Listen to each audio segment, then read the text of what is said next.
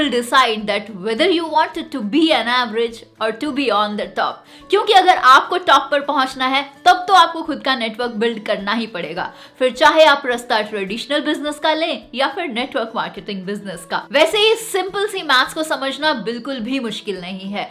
हम सभी के पास दिन में सिर्फ 24 घंटे होते हैं और ये बिल्कुल भी पॉसिबल नहीं है कि हम 24 घंटे लगातार काम करते रहें।